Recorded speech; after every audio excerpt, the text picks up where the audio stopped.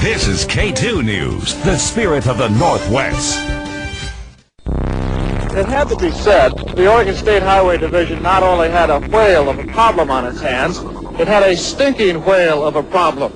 What to do with one 45-foot, 8-ton whale dead on arrival on the beach near Florence? It had been so long since a whale had washed up in Lane County, nobody could remember how to get rid of one.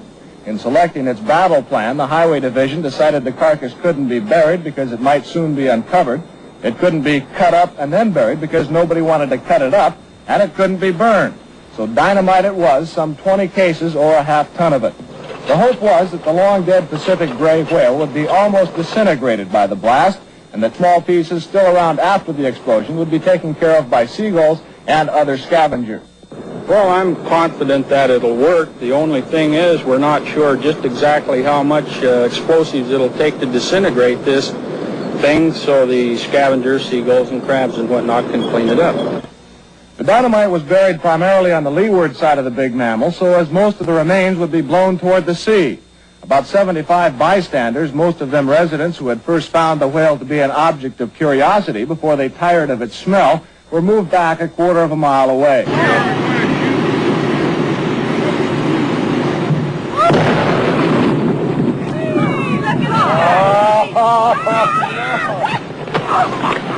All right, Fred, you can take your hands out of your ears. Here comes pieces of mine. Our cameras stopped rolling immediately after the blast. The humor of the entire situation suddenly gave way to a run for survival as huge chunks of whale blubber fell everywhere. A parked car over a quarter of a mile from the blast site was the target of one large chunk. The passenger compartment literally smashed. Fortunately, no human was hit as badly as the car. However, everyone on the scene was covered with small particles of dead whale. As darkness began to set in, the highway crews were back on the beach burying the remains, including a large piece of the carcass which never left the blast site.